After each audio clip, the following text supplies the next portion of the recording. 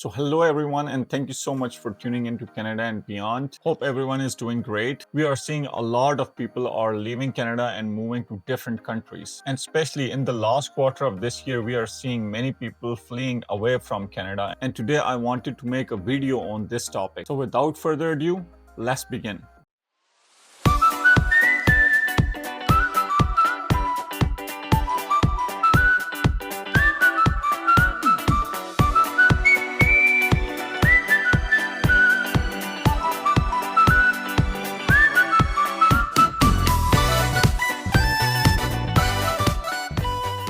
We have been living in Canada for about 5 years now, and honestly, I have never seen so many people talking about leaving the country as they do today. And it's not just a talk. According to Statistics Canada, more than 27,000 citizens and permanent residents have left the country just in the first 3 months of this year. That's the second highest number we have seen in the first quarter since 2017. When I heard that, it really surprised me. But then I asked myself, does it really surprise me? When I look at how life has changed here, everywhere we go, people are complaining about how cost of living has gone up. Rent, groceries, gas, even something as small as eating out, it all adds up, right? And then on top of that, taxes. Do you ever feel like no matter how much you work, the government just keeps on taking the bigger slice of your paycheck? Well, that's exactly what's happening in Canada. And that's exactly how it feels right now. As compared to when I first arrived here 5 years ago, everything is so much more expensive now than it was then. And I know I'm not the only one feeling this stress. So when life becomes harder and harder to afford, what do people do? Some of them start looking outside of the country. That's why we are seeing people are leaving in record numbers. And it's not only the citizens or the permanent residents. More than 200,000 non-permanent residents like students and temporary workers left Canada just in the first quarter of this year. That's a 54% jump as compared to the year before. Can you imagine the impact that has? These people pay rent, they work in businesses, they spend money within our communities. When they leave, it's not just a number, it's real economic activity disappearing. And now, with the government capping the number of international students and temporary workers even more, I can't help but ask, are we shooting ourselves in a foot here? I get that there is a housing pressure, but immigration has been a key driver for Canada's economy for decades. And if we start cutting that down too much, how will our economy grow? How will businesses will fill the jobs? Now, the low-skill immigration which we have seen after the COVID years has also impacted equally when we are seeing more and more people are coming in, but there are no jobs and they are not choosing to work because many of them are asylum seekers. And if you are getting money from the government, who would want to work? So there is also that reverse impact of mass immigration as well. We are going to talk about that later in the video. But let's be honest, if our immigration system can be improved and we bring the people who can contribute to the society, who can help Canadian economy move forward, that can have huge positive impact on Canada's economy. Statistics Canada data shows also that the people leaving aren't random. Immigrants who have been here 3 to 7 years are more likely to leave. Older folks or those without kids are more likely to leave the country. Even entrepreneurs and investors, the very people who create jobs, are leaving at higher pace. Doesn't it sound a little bit backward to you?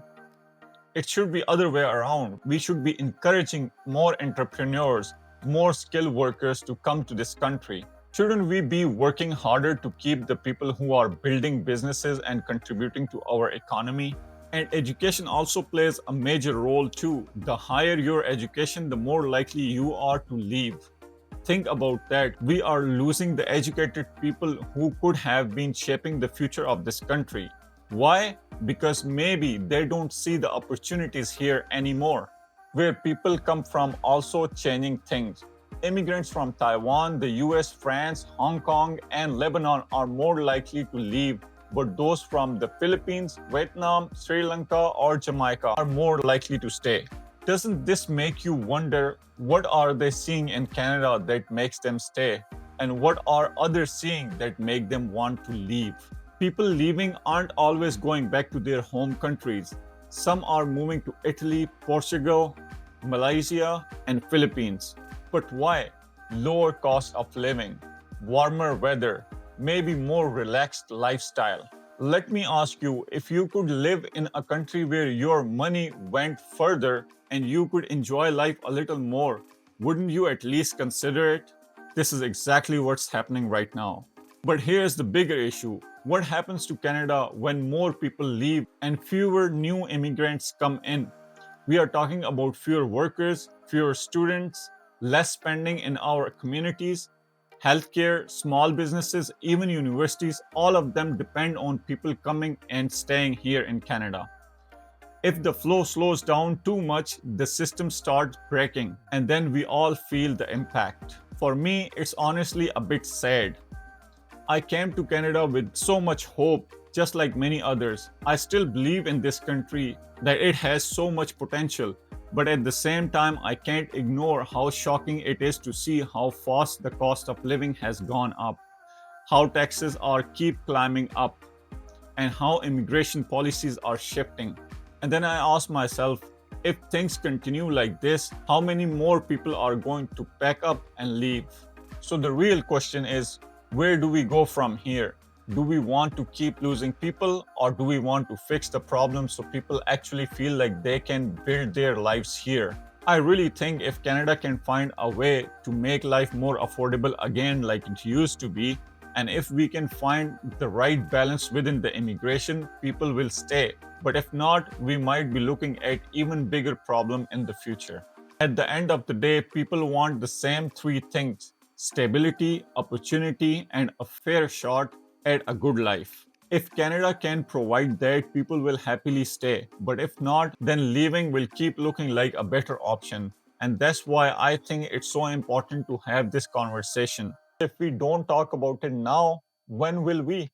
Now, that being said, taxes are the major problem here in Canada because most of the paychecks, especially if you are a high earner, the bigger chunk of your paycheck is going to go to the government, which is fine if we are seeing this money go to the welfare of our society.